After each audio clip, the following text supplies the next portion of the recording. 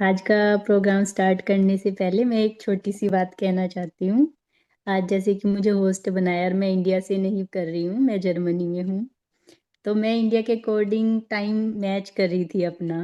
तो मेरे मन में आया कि मैं क्यों ना आपका भी टाइम अपने अकॉर्डिंग चेक करके देखूं आपका क्या टाइम बनता है।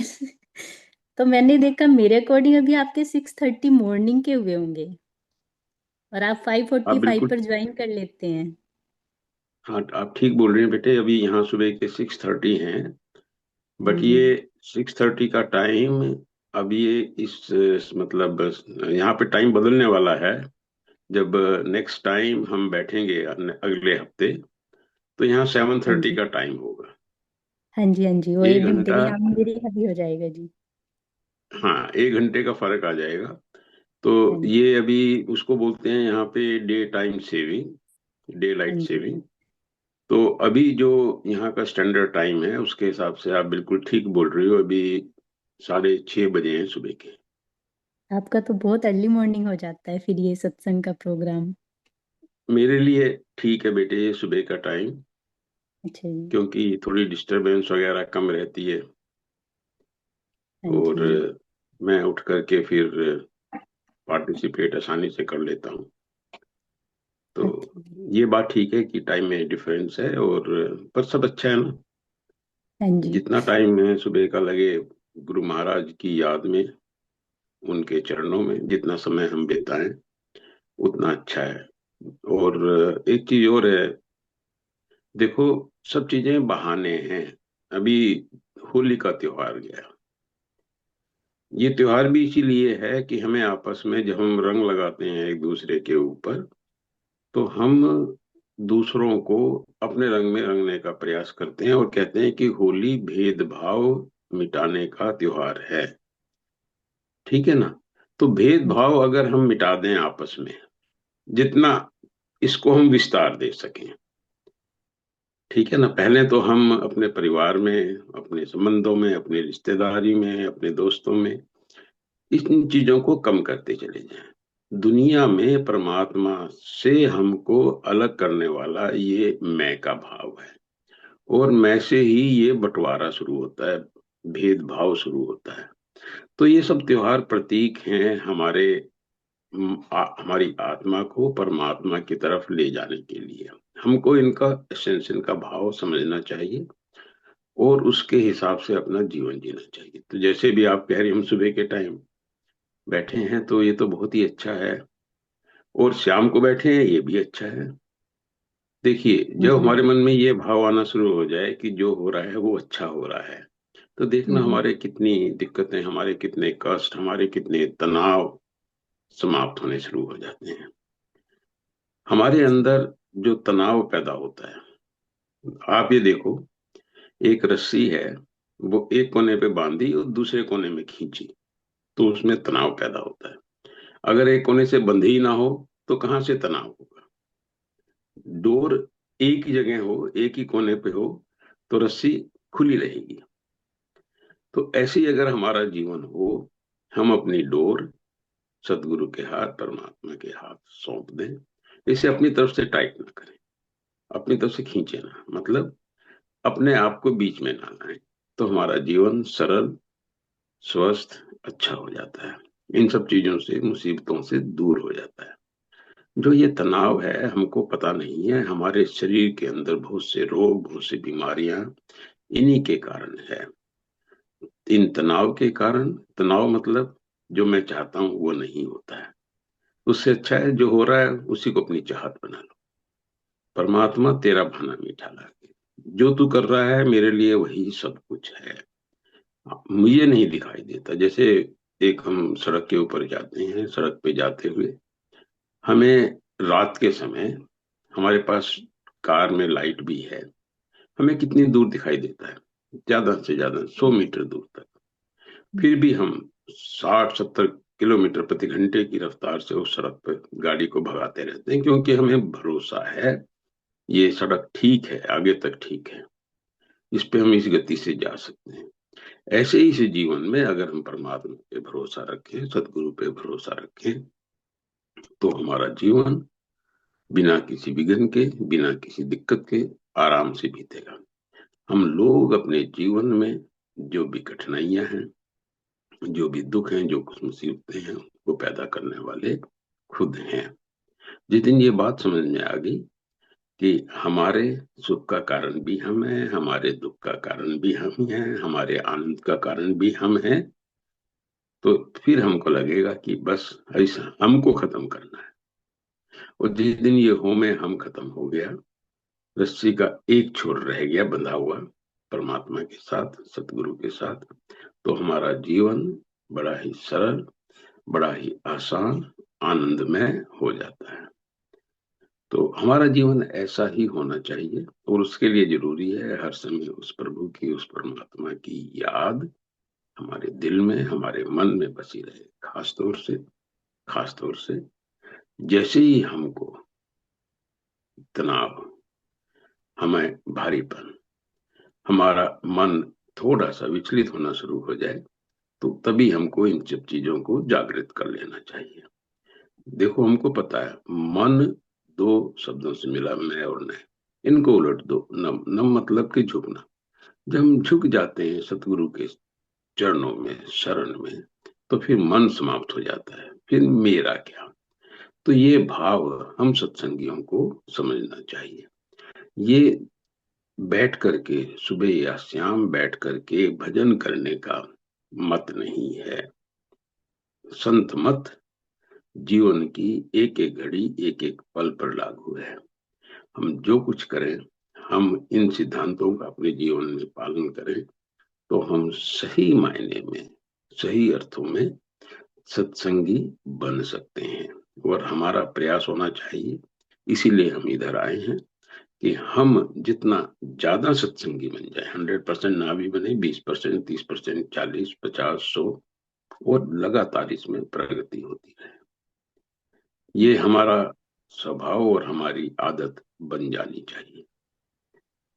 तो दीपा बेटी, आपने अच्छी, आपके मन में आया, और आपने, और देखिए सबका समय पृथ्वी के ऊपर, देखिए जब हमको ये चीजें समझ में आती हैं, तो बहुत सी पुरानी बातें जीवन में जो हम नहीं समझते थे समझ में आती है। लोग समझाते थे कि सुबह के समय पृथ्वी का मुंह देवलोक की तरफ होता है, तो अब समझ में आता है कि देवलोक तो चारों तरफ है, पृथ्वी तो घूम रही है। तो बहुत सी चीजें अब धीरे धीरे समझ में भी आती हैं और दिखाई भी देती हैं। तो हमें ये भी समझ में आता है कि जो पहली बातें थी, वो इसलिए थी लोगों को समझाने के लिए कि सुबह के समय उसका सदुपयोग कर सकें। वो लोगों को करने के लिए, प्रेरणा देने के लिए इस प्रकार की चीजों को इनके साथ जोड़ा जाता था। सत्संगी को हर चीज को समझ करके करना चाहिए, ना समझी में नहीं करना चाहिए। ये मेरा मानना है। जो चीज समझ में ना आए, उसको समझने के लिए ही हमारा ये फोरम है। अगर हम में से कोई भी व्यक्ति उस चीज का सही प्रकार से व्याख्या नहीं कर पाएगा, तो हम दूसरे लोगों से मदद लें। देखिए, ज्ञान असीम है, असीम। हम सीमित हैं, तो असीम को समझने की हमें अक्षमता नहीं है, ये बात तो तय है। फिर भी जितना हम समझ लें उतना हमारे लिए अच्छा है। और उसी के लिए, उसी को समझने के लिए यह एक मंच है, जहां हम अपनी बात साझा कर सकते हैं। पिछली बार हमने उपहार पर, गिफ्ट पे चर्चा की। एक दो मैसेज मेरे पास आए, उन लोगों के थोड़े से विचार भिन्न थे। तो मैंने कहा कि हो सकता है और भी कुछ व्यक्तियों के विचार थोड़े से भिन्न हो, तो उन विचारों को हम आज भी, या खाली हम उपहार की बात नहीं कर रहे हैं, और भी विषयों को जिनको हमने पहले भी डिस्कस किया है, उन पर हम अपने अपने विचार कभी भी, आज आज के बाद भी कभी भी हम शेयर कर सकते हैं। जी। तो जिस भाई बहन ने मेरे से एक गिफ्ट के ऊपर किया, उसने कहा कि मैंने इस चीज का हिसाब रखना बंद कर दिया है कि किसने मुझे क्या दिया और मैंने किसको क्या दिया, क्योंकि नहीं तो ये भी एक बहुत बड़ा उलझन का कारण बन जाता है। ओहो, वहां से तो मेरे पास 500 रुपये आए थे, 500 आए थे या 1000 आए थे, अब याद नहीं आ रहा है। उनके यहाँ प्रोग्राम है और मैं तनाव में हूँ, जैसे मैंने बताया। और ये भी अच्छी बात है कि हमने हिसाब रखना बंद कर दिया। तो जो मेरी क्षमता है, जो मैं हिम्मत कर सकता हूँ, उतना मैं दूं। और जो दूसरे आदमी की क्षमता है, दूसरा जो देना चाहे वो उसने दे दिया। तो ये भी एक तरीका है चीजों को हैंडल करने का। और कोई भाई बहन अपना कोई और बात कहना चाहे, शेयर करना चाहे, तो ये फोरम है हम सबके आपस में चर्चा करने का, बात कहने का। किसी की अब हैंड रेज, दीपा? नहीं, अभी तो किसी का हैंड रेज़ नहीं है। मुझे ही एक क्वेश्चन अभी ऐसे माइंड में आया है। जैसे हम्म। बोल देते हैं जिंदगी तो एक सपना है, और जब आप मरोगे या ऊपर जाओगे तो आपका मतलब आपको एहसास होगा कि ये एक सपना था। तो ये अगर एक सपना है तो इतना रियल क्यों है? मतलब इतना रियल क्यों लगता है? ओ आई थिंक राधिका, आपने हैंड रेज किया। मैं राधिका जी आपको अनम्यूट कर रही हूँ, पहले आप पूछ लीजिए। पर मैं थोड़ा सा रोकूंगा बीच में। दीपक, आप अपनी बात खत्म करें पहले। चर्चा हम उस पर बाद में कर सकते हैं, बट क्योंकि आप अपनी बात कह रही थी, उसके बाद फिर राधिका जी अपनी बात कहेंगी। अच्छा अच्छा, ठीक है। मेरा बस मतलब मुझे ऐसे ही आया कि ऐसे बोल देते हैं कि जिंदगी तो एक सपने के जैसी है, और जब आप ऊपर जाओगे या मरोगे तब तुम्हें पता चलेगा ये कुछ भी नहीं था। जैसे रात को सो के उठे, सुबह रात इतने परेशान रहे, पूरी रात सपना देख के, और सुबह उठे तो कि क्या देख रहे थे हम, कुछ भी समझ नहीं आ रहा था। तो अगर ये सच में ही सपना है तो इतना मतलब रियल क्यों लगता है? जैसे फैमिली, रिश्तेदार, घर, ये वो सब कुछ, मतलब हम सोच भी नहीं सकते सपना हो सकता है। ठीक है, अब आप राधिका जी का बात सुन लेते हैं, फिर हम चर्चा करेंगे इस हाँ जी, राधिका आप अपने आप को नहीं। राधा स्वामी ताऊ जी। पर। हाँ, राजस्वामी बेटी।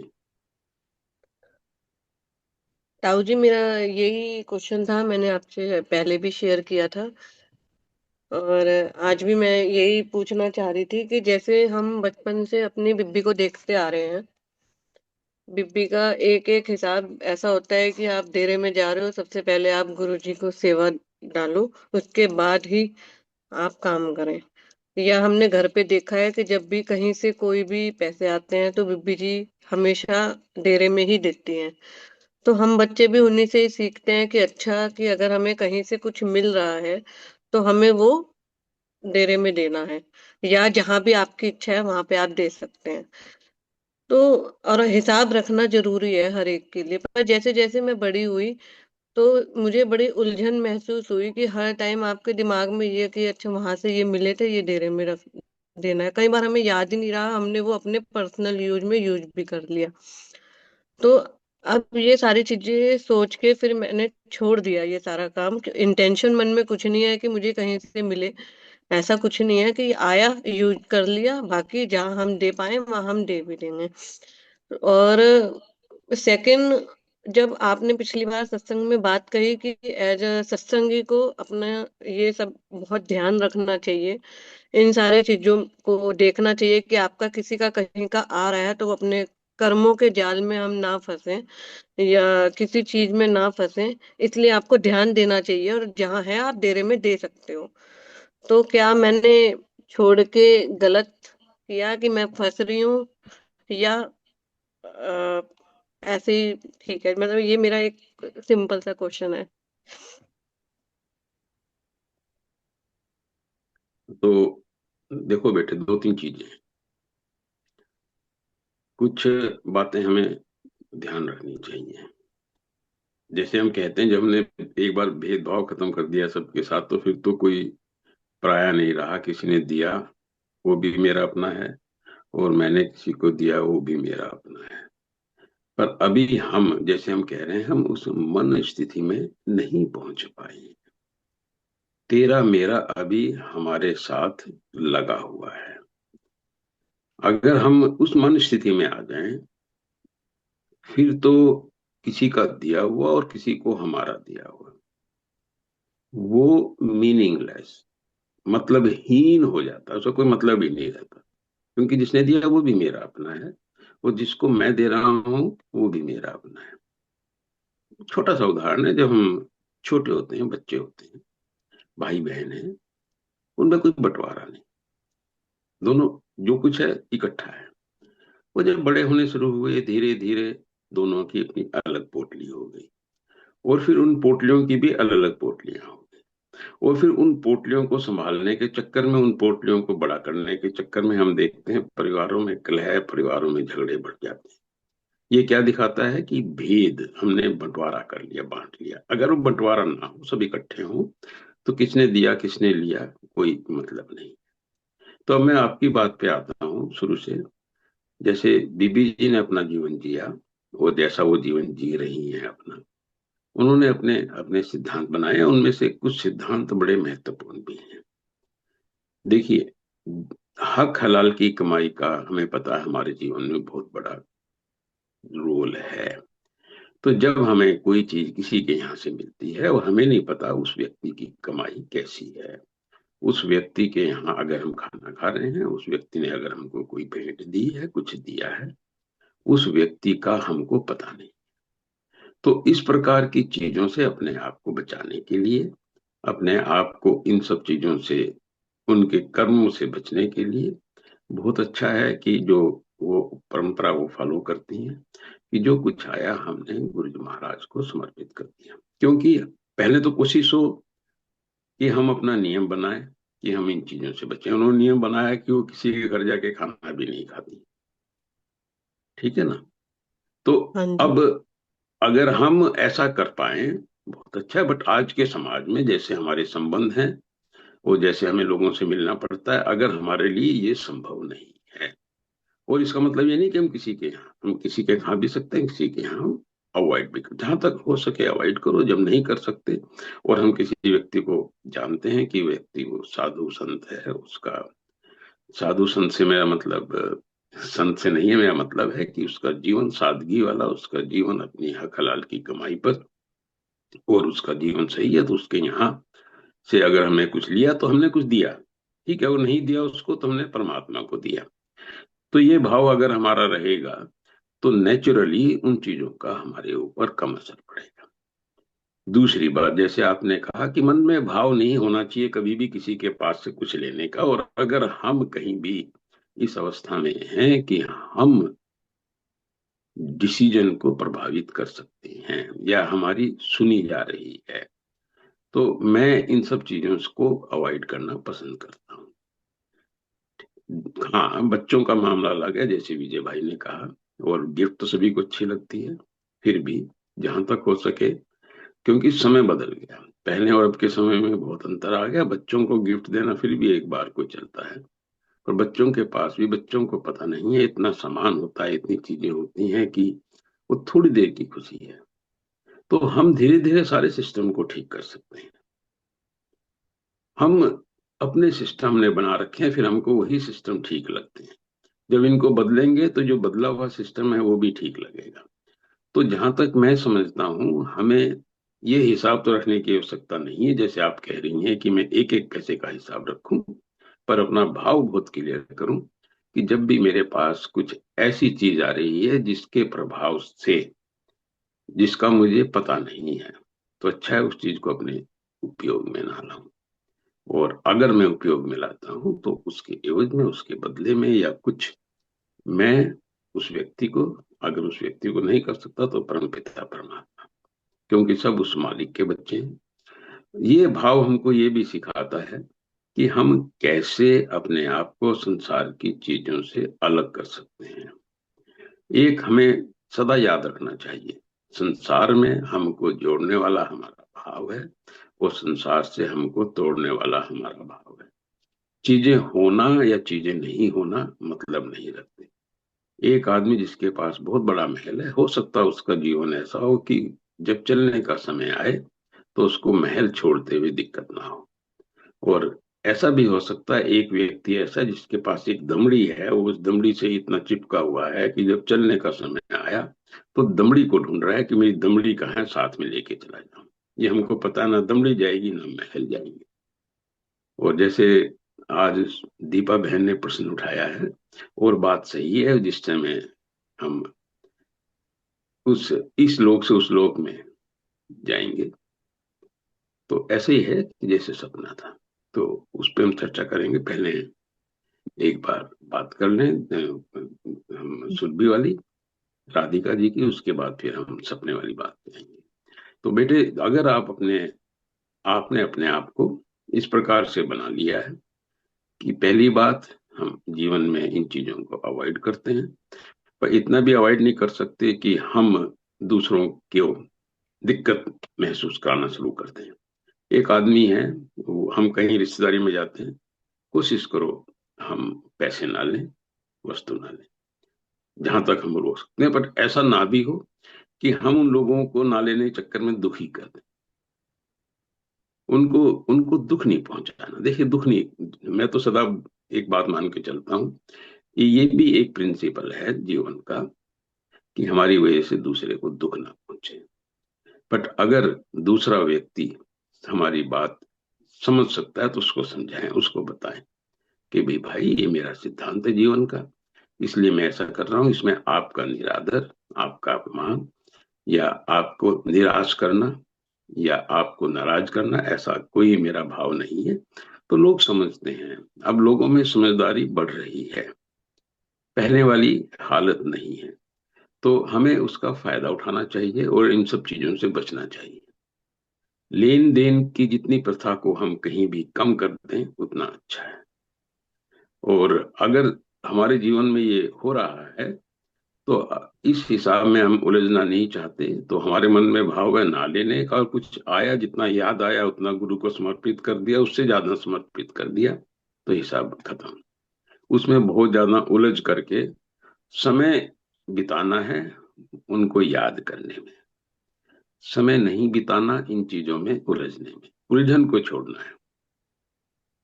मैं किसी महात्मा की वाणी पढ़ रहा था कि जरूरी नहीं है कि हम हर उलझन को सुलझाएं। बहुत समय हम चीजों को, अनावश्यक चीजों को सुलझाने में ही व्यतीत कर देते हैं।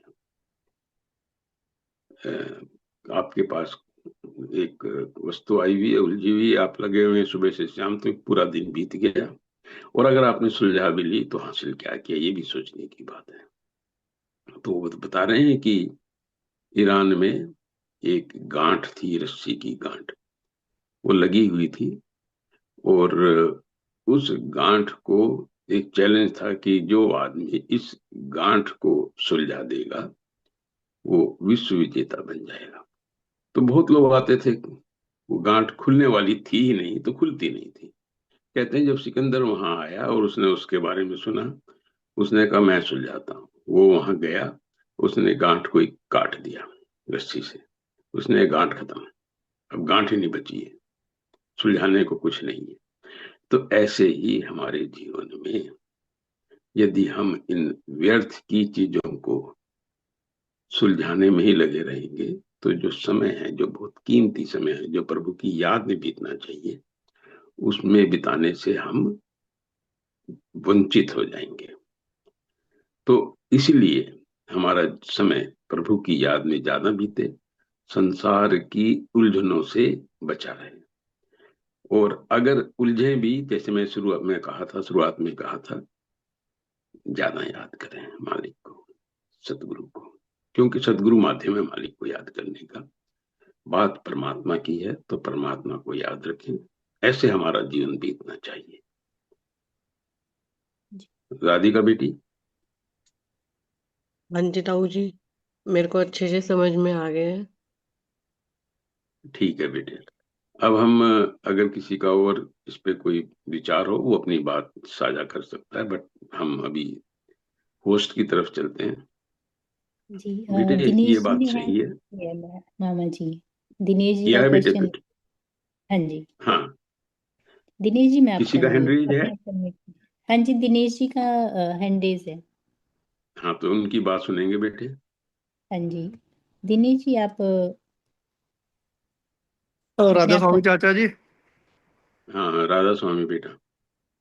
आ, जैसे हम बात कर रहे थे इस उपहार के बारे में, इनफैक्ट जो मेरे विचार, मेरे जो मन में आ रहा था वो आपने कवर कर लिया, वो फिर भी मैं अपने शब्दों में बता देता हूँ कि जब हमने दीक्षा ली तो हमने क्या, सब कुछ गुरु को समर्पण कर दिया।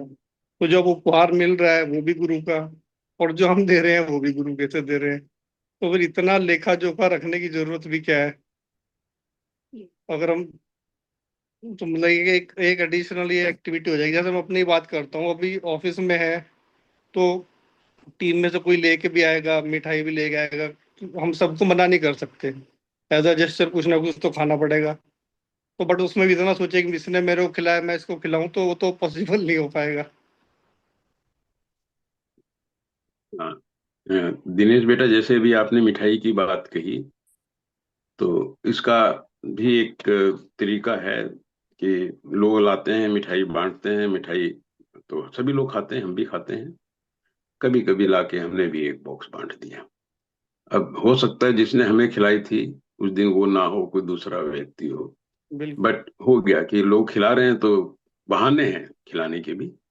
तो एक दिन आपने लाके कहा भी आज मैं बहुत खुश हूँ, सबके लिए मिठाई लाया हूँ, मिठाई खाओ। तो ये भी हम कर सकते हैं और बात बिल्कुल ठीक है आपकी। तो आपको हो गया, आपने फिर उसमें हिसाब रखना चालू कर दिया। बट ये तरीका है, ये भाव है, इन सब चीजों से अपने आप को अलग रखने का, कि हमारे मन में कोई बोझ ना पड़े, हमें ऐसा ना लगे कि वो हो हम लोगों की दी हुई मिठाई खा रहे हैं। तो हमें जरूरी नहीं है कि मिठाई के बदले मिठाई दें। हमने ऑफिस में मिठाई खाई और हमने गरीब की मदद कर दी, तो हिसाब हो ही गया। मतलब बात यह है कि हमने अपने आप को इन चीजों से अलग रखना है। बिल्कुल ठीक बोल रहे हो आप कंटिन्यू कर सकते हो बेटा।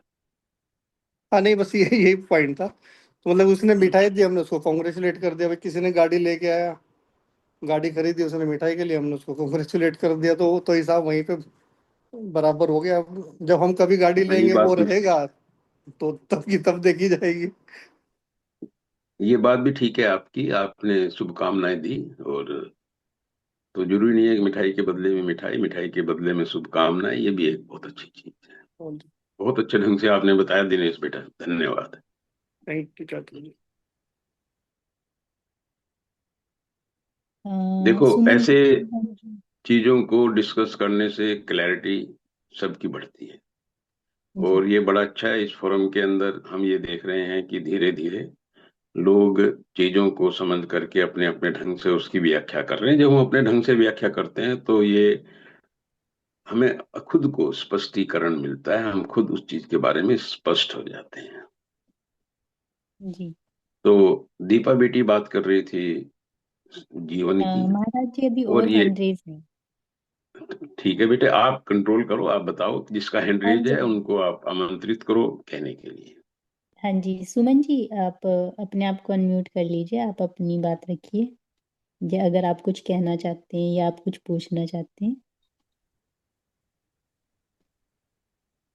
मामा जी, राधा स्वामी जी। राधा स्वामी सुमन बेटी।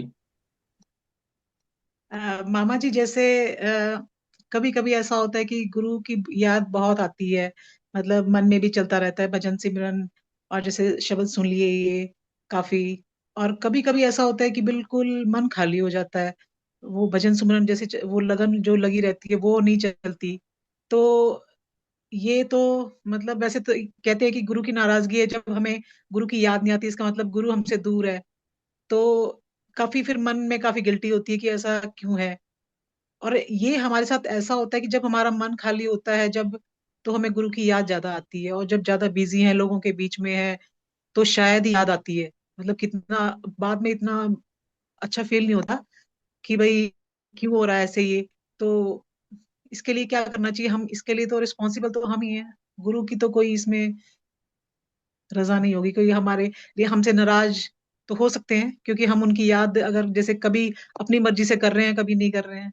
मामा जी, ये क्वेश्चन था। बेटे, आपके प्रश्न में ही उसका आंसर छिपा हुआ है और आपने दे भी दिया है। आपकी जो जिज्ञासा थी, आपने ये कहा कि कभी समय बहुत अच्छा बीतता है जब उनकी याद आती है, और कई बार खालीपन महसूस होता है जब उनकी याद से हम वंचित होते हैं। तो ये भी बड़ी अच्छी बात है, पहली बात तो ये। दूसरी बात आपने कहा कि मन में ये भाव आता है गुरु जी नाराज हैं, इसलिए शायद उनकी याद हमारे मन में नहीं आ रही है। बट गुरु जी नाराज हमसे होंगे? देखिए, हम तो ऐसे जीव हैं जो हर समय गलतियां कर रहे हैं। अगर हम ये मान के चलें कि हमारी अच्छाई से वो खुश होते हैं और हमारी गलतियों से नाराज होते हैं और उसकी सजा हमको दे रहे हैं, तो एक चीज समझ लिए, फिर तो हम सारे दिन गुरु महाराज हमसे नाराज ही रहे, सारे दिन। क्योंकि हम जीव ही ऐसे हैं, एक दिन में पता नहीं कितनी बार हम कितनी गलतियां करते हैं कर्मों के रूप। तो ये कहना कि गुरु जी नाराज हैं इसलिए उनकी याद हमारे मन में नहीं आ रही है, फिर अपने आप को बचाना है। तो कमी हमारी है, गुरु महाराज को इसके लिए दोष नहीं देना चाहिए। हमें कई बार क्या होता है, हम संसार की चीजों में, जैसे मैंने बोला, हम इतना उलझ जाते हैं, उससे निकल नहीं पाते। जब उससे निकल नहीं पाते तो हम उन्हीं की चीजों को सोचते रहते हैं, तो गुरु महाराज की याद नहीं आती। तो हमें गुरु महाराज की याद आए, उसके लिए ही हम ये कहते हैं कि हम नियम बनाएं अपने जीवन में कि ये काम करेंगे तो उनकी याद करें।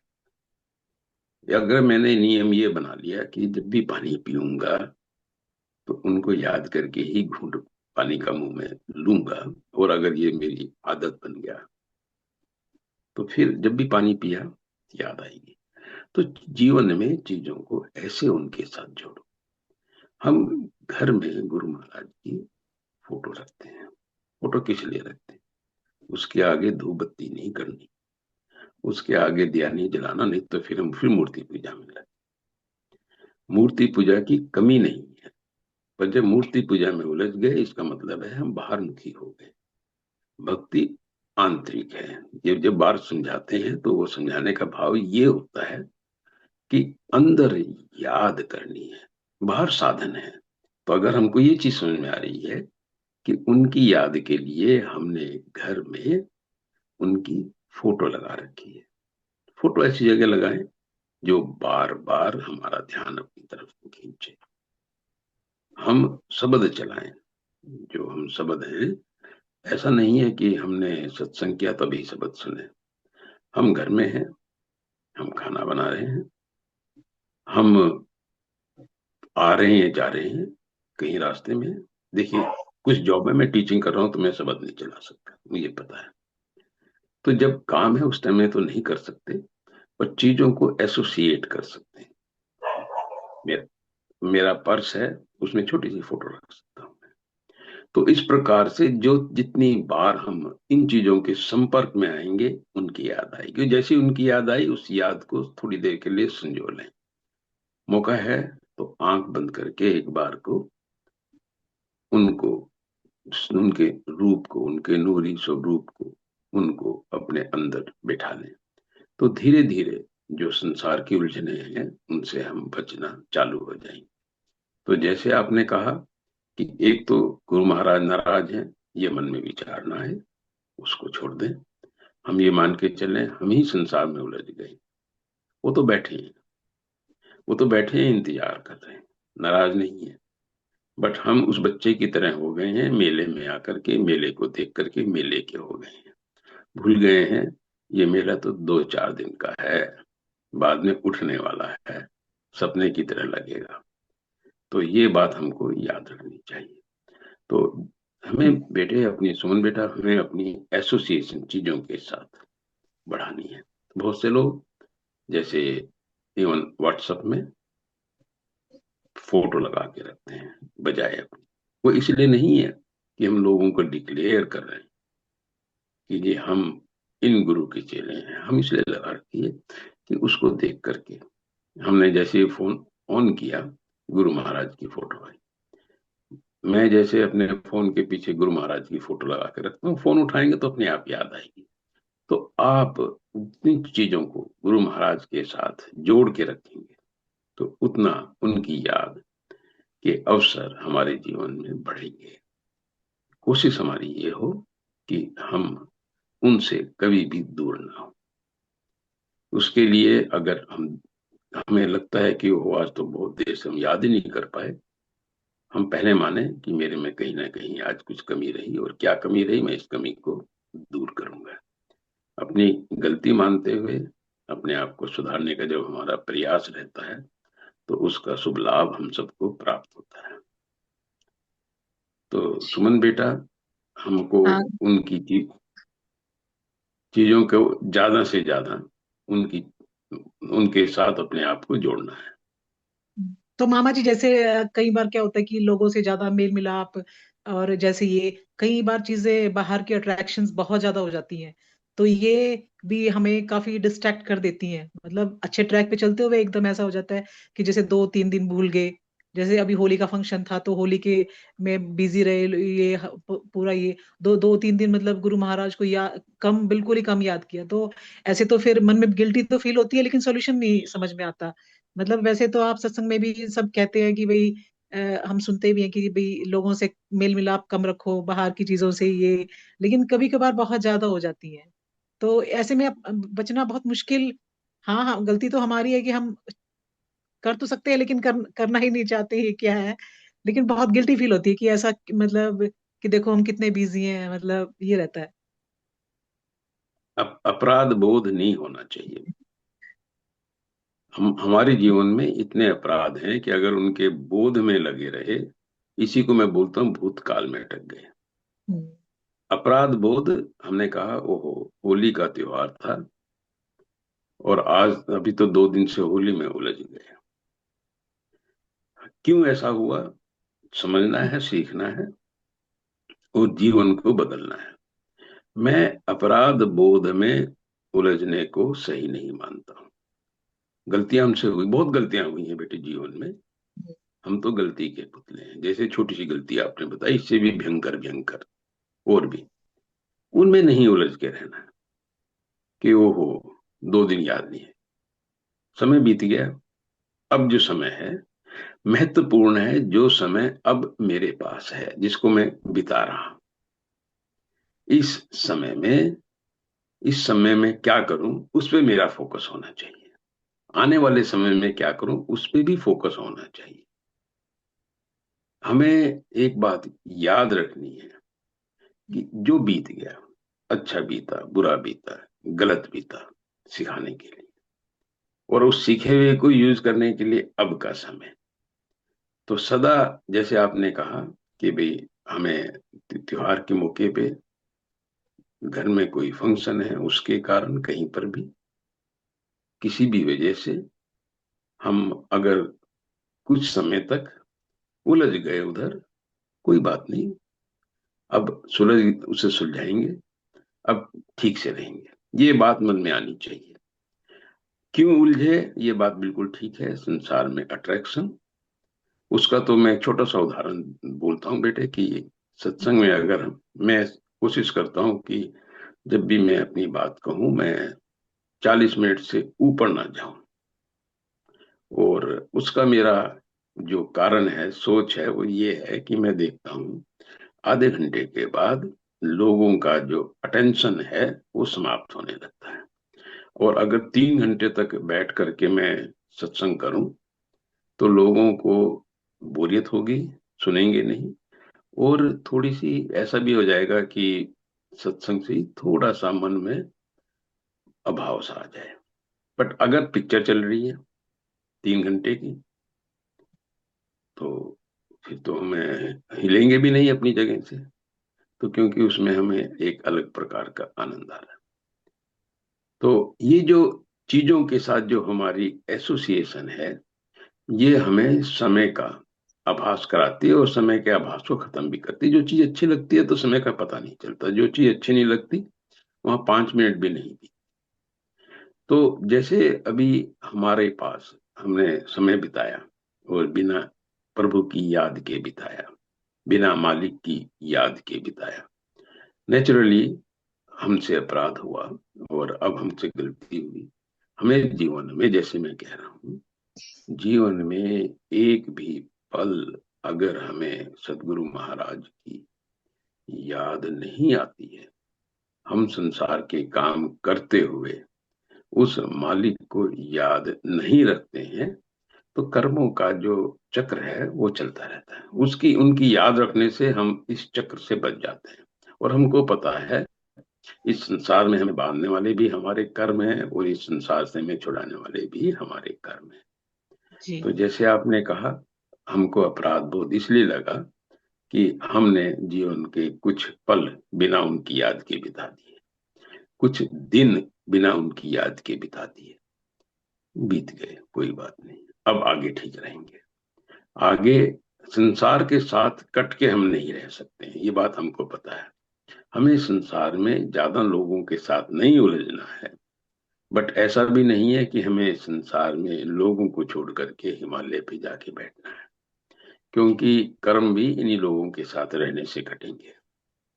तो मन में ये अभाव नहीं लाना है कि वो हम क्यों लोगों से उलझे हुए हैं। ब्याह शादी है, रिश्तेदारी है, दोस्ती, जाना पड़ता है, बट उतना जाएं जितना आवश्यक है, उससे ज्यादा इन चीजों में ना उलझे। इतना ध्यान रखें। त्योहार है, त्योहारों को इसलिए त्योहार हैं, जैसे अब आपने कहा होली का त्योहार है, घर में एक नियम बनाए, बाकी लोग भी पूजा पाठ करते हैं, हम लोग भी पूजा पाठ कर सकते हैं, हम बैठ के छोटा सा सत्संग कर लेंगे। तो कोई भी समय ऐसा नहीं बीतेगा। ब्याह शादी है, उसमें भी लोग जो अलग अलग टाइप से पूजा करते हैं, आप गुरु महाराज की फोटो रखो, उनको याद रखो, और उनके माध्यम से उनके साथ जुड़े रहो। ठीक सुमन ठीक है बेटा। ठीक है मामा जी। धन्यवाद बहुत बहुत। अब वैसे तो आप सत्संग में हमेशा कहती हुए हो कि हमें स्वार्थी भी बनना चाहिए, थोड़ा सा एक अपनी कोशिश भी करनी चाहिए कि लोगों से थोड़ा डिस्टेंस बनाए।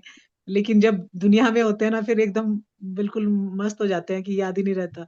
तो ये चीजें कंट्रोल तो करनी चाहिए। और जैसे अब हमें अब सैटरडे को हम बैठे हैं 1 घंटा, अब हम बिल्कुल पूरा कंट्रोल है, इस टाइम कोई याद नहीं आ रहा। तो ऐसे ही कंट्रोल बना रहे, बस ये रहता है।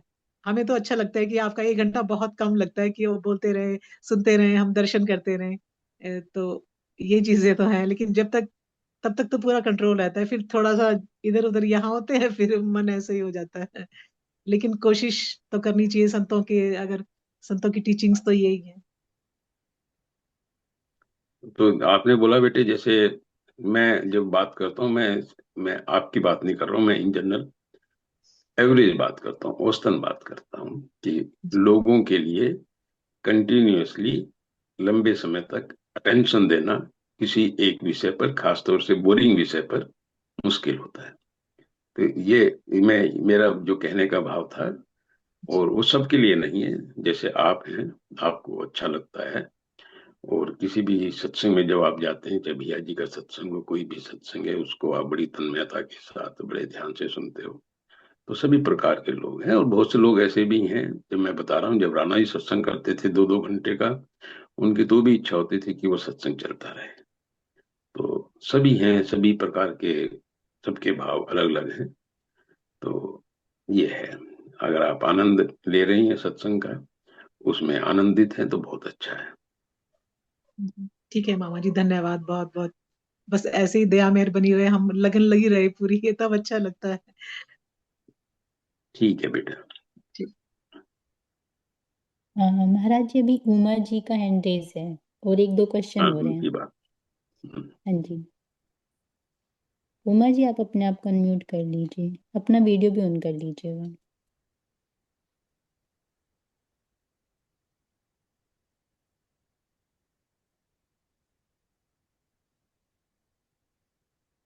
अ, उमा जी आप अपने आप को अनम्यूट कर लीजिए, शायद उन्हें। हेलो। हाँ जी, हाँ जी, हाँ, आपकी आवाज आ रही है। हाँ राधा जी। स्वामी बेटा।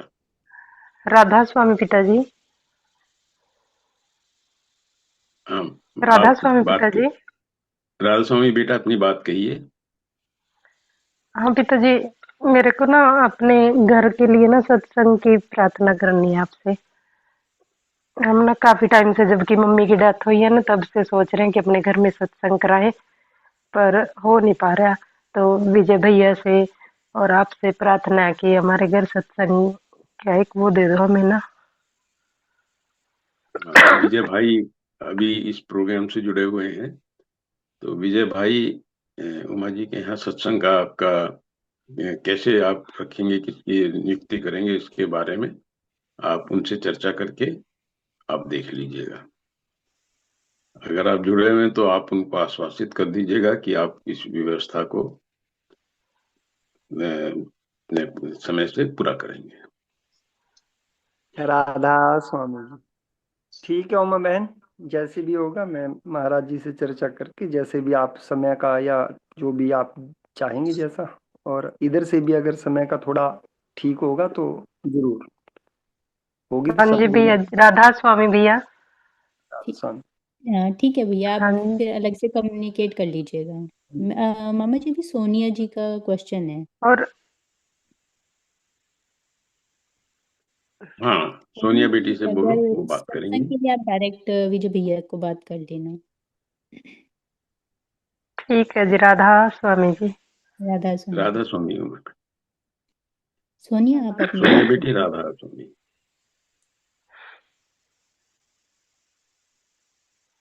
मेरा क्वेश्चन फूड से रिलेटेड है। बेटे सोनिया, आपकी आपकी आवाज आवाज बहुत हल्की आ रही है।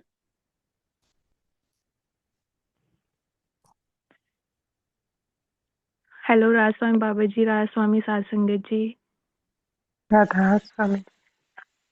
हाँ बाबा जी, राधा मेरा स्वामी क्वेश्चन बेटी। फूड बाबा जी, मेरा जो क्वेश्चन है वो फूड से रिलेटेड है कि जैसे हम बोलते हैं कि हम वेजिटेरियन फूड खाते हैं, हरे पत्तेदार सब्जियां खाते हैं, दालें खाते हैं, तो मतलब सत्संग में मेनली वेजिटेरियन फूड को प्रमोट करते हैं। तो बोलते हैं इससे हम्बलनेस आती है, आप भजन सिमरन में ज़्यादा बैठ पाते हो। पर मैं कहना नहीं चाहती, पर मैंने अपने सत्संगियों से ज़्यादा यहाँ पे लोग हम्बल देखे हैं, जो मांस मच्छी भी खाते हैं, जो मीट भी खाते हैं, पर फिर भी इतने हम्बल हैं, इतने काइंड हैं, मतलब कहने की हद नहीं है, मतलब वो इतने ज़्यादा पोलाइट हैं। तो जैसे मेरे जो हस्बैंड है वो भी बहुत ज़्यादा आर्ग्यूमेंट करते हैं इस बात को लेके। मतलब वो ये नहीं कहते कि तू हम्बल नहीं है, कि तू सत्संगी होके हम्बल नहीं है, पर वो बोलते हैं कि अगर आपको एग से प्रोटीन मिल रहा है तो आप क्यों नहीं खा रहे, वो कोई बच्चे वाला एग नहीं है। तो वो इस बात को लेके आर्ग्यू करते हैं। तो मतलब मेरा क्वेश्चन है कि हम नहीं खा रहे, क्या हम मतलब सारे न्यूट्रिएंट्स हमें नहीं मिल रहे, कि हम कितनी दाल खाएं, कितनी सब्जियां खाएं कि हमें प्रॉपर प्रोटीन मिले किसी डाइट से। तो और आजकल मतलब सब लोग ऐसे प्रमोट कर रहे हैं एग्स खाना, मीट खाना, कि आपका तो नॉर्मल वेजिटेरियन डाइट से हो नहीं रहा, तभी आपके जोड़ों में इतना दर्द है, तभी आपके शरीर में इतना दर्द है, तभी आप मतलब इंडियन डाइट को लेके बहुत सारे क्वेश्चंस हैं। तो मतलब मेरे कलीग्स भी प्रमोट करते हैं कई बार। तो मेरा ये क्वेश्चन है। देखो सोनिया बेटी, ये नया नहीं है, ऐसा नहीं है कि लोग आज प्रमोट कर रहे हैं, पहले से ही प्रमोट है। मैं तो ये बोलूंगा कि मैं तो आश्चर्यचकित था कि जब मैं यहाँ यूएस में आया, और जिस टाउन में मैं हूँ यहाँ, मैं सबकी बात नहीं कर रहा हूँ, यहाँ वेजिटेरियन नहीं, वीगन पीपल है, जो वाह। वेजिटेरियन से भी आगे। हाँ और जी। काफी लोग हैं, मतलब रेस्टोरेंट्स हैं वहाँ, आपको अ, बोलना चाहिए प्याज भी नहीं मिलेगा। जैसे जैनी होते हैं, दूध नहीं, दही नहीं, वो ये सब नहीं खाते हैं यहाँ के जो वेस्टर्न है। चलिए उसको छोड़ते हैं, पहले तो मैं आपको ये बताऊं, अध्यात्म के अंदर हमको बोला गया शाकाहारी भोजन करने के लिए। हम शाकाहारी भोजन को प्रमोट नहीं कर रहे हैं, हम इसको जीवन का अंग बता रहे हैं। प्रमोट होता है प्रमोशन करना, ऐसा नहीं। हाँ वो जी। किस लिए है? वो कर्मों की थ्योरी की वजह से है, जैसे मैंने पहले भी समझाया। जितना ज्यादा हम मांसाहारी भोजन करेंगे, हमारे कर्म उतने ज्यादा कठोर बनते चले जाएंगे। ये हाँ मन जी। की नम्रता का भाव नहीं। प्रश्न है कि मैं अपने कर्मों के बोझ को कम से कम करूं। अभी आपने कहा मन के भाव, शाकाहारी भोजन में भी बहुत सी चीजें ऐसी हैं जो मेरे मन को भारी करती हैं, शाकाहारी भोजन के अंदर भी। इसलिए आपको पता होगा, शाकाहारी भोजन को भी सात्विक, राजसिक, तामसिक, तीन प्रकार की कैटेगरी में बांटते हैं। वो तीनों का हाँ हमारे शरीर के ऊपर अलग अलग असर पड़ता है। तो और ये चीज हमको क्लियर होना चाहिए कि हमारा जो भाव है इन सब के पीछे, भाव सिर्फ अपने कर्मों के प्रभाव को खत्म करना है। जो आपके वाइन, जैसे वाइन हो गया या शराब हो गई, नशीले पदार्थ हैं, उनका सेवन हमारे जो भजन है उसकी वजह से है। जबकि कोई आदमी ये कह सकता है कि ये तो वेजिटेरियन प्रोडक्ट है। आपने बोला एग, जहां तक शरीर में जोड़ों में दर्द है, इनमें ये जो इश्यूज हैं, ये सब मैं इनको सही नहीं मानता हूँ कि मैं इतने वेजिटेरियन लोगों को देखता हूँ जो हेल्दी है, और मैं इतने ही नॉन वेजिटेरियन को देखता हूँ जो अस्वस्थ है। हम भोजन जो कर रहे हैं, ये भोजन कैसे कर रहे हैं, कैसे पका रहे हैं, कैसे उसको हम, अब उसके अंदर बहुत मसाले डाल करके इतना पका करके आपने उसके सारे जो उसके तत्व हैं उनको समाप्त कर दिया, तो फिर वो भोजन बेकार हो गया। तो वो कोई सा भी भोजन हो सकता है, वो वेजिटेरियन भी हो सकता है, नॉन वेजिटेरियन भी हो सकता है। हमको ध्यान देना चाहिए कि भोजन बनाने का सही तरीका क्या है। तो जब हम सही तरीके से भोजन करेंगे वो लाभ देगा। अगर यही समस्या होती कि बिना हम नॉन वेज खाए हम स्ट्रांग ही नहीं हो सकते, तो जंगल में हाथी को देखो, सबसे हाँ ज्यादा जी। पावरफुल। और किसी ने आज तक उसको नॉन वेज खाते हुए नहीं देखा, एग खाते हुए नहीं देखा। बहुत से लोग कहते हैं कि इवन जैसे दूध है, मैं बोलता हूँ लोगों को कि जो दूध है, बोलते हैं कि बिना दूध के हमारे हम स्ट्रांग नहीं बनेंगे। मैं कहता हूँ मैंने भैंस को आज तक दूध पीते हुए नहीं देखा, गाय को भी दूध पीते हुए नहीं देखा। वो कहाँ हाँ से, वो जी। घास खाते हैं, घास से उनको कैल्शियम मिलता है। तो ये कहना कि अंडा खाएंगे तो प्रोटीन मिलेगा, उसके बिना प्रोटीन नहीं मिलेगा। अब इसमें तो जीवन नहीं है। जब हम अंडा खाने की आदत पड़ गई और हमने होटल में जाके अंडा खाया, वो कैसा है, उसके अंदर जीवन था या उसमें जीवन नहीं था।